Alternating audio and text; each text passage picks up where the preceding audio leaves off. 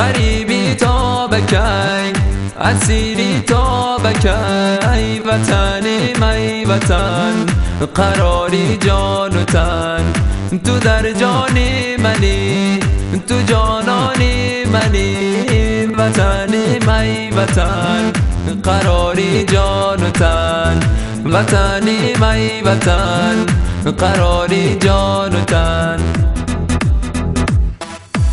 آی تو ایرانی که به مردم من فوش میدی، انگار یه دشمن دیدی با پشت میخوای لوش بدی. کینه و نفرت تو یه لحظه فراموش کن، حرفای مهمی دارم به حرف من گوش کن. قرآن ما یکی هست و خدای ما هم یکی، چجوری دلت میاد این فوشو به من بگی؟ دشمنای داخلی رو خوبه با چشات دیدی، اون وقت نشستی بازم داری به من فوش میدی. لازم نیست به من نشون بدی زور و قهر تو، اگه این شهر مال توه میریم خب از شهر تو. اما یکم فکر کن به یه حالت دیگه، غرور زیاد بده این حرف خدا میگه. یه روز زبونم لال بلای ما بیاد سره، همه جمع بشن بیام دور و بر و بالا سره، بگن این ایرانیه کشورش از هم پاشید، اینا تروریستن بچه مراقب باشید. از اون طرف آمریکا بیاد دخالت کنه، بهترین استفاده رو از این جهالت کنه، بگه ما داریم میایم امنیت اینجوریه، میگه نمیخوایم بیایم این از رو مجبوریه. جناهای مختلف بیان تو لشکر کشی، تو از این حال روز بری مهاجر بشی.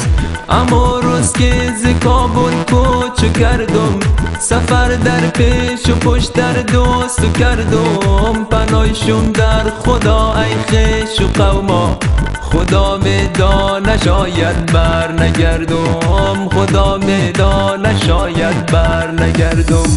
ستاره در هوا گل گل گل گل، خودم ایران و قلبم شار کابل، خداوندا مرا باران بسازی، ببارم بر سری خانای کابل، ببارم بر سری خانای کابل.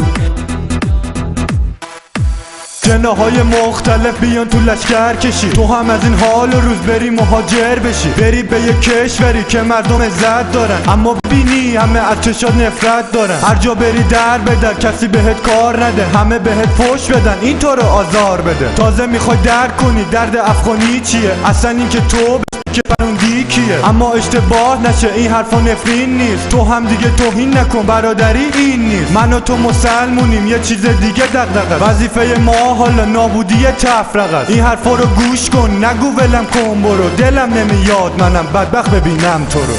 اما روز که ز کابل کوچ کردم، سفر در پیش و پشت در دوست کردم، پناهشون در خدا ای خویش و قوما، خدا میدانه شاید بر نگردم، خدا میدانه شاید بر نگردم. به قربت عمر ما و تو بسر شد، مگفتم بشوم حالیم بتر شد، مگفتم بشوم آرام بشینم ز غمهای دل مردم.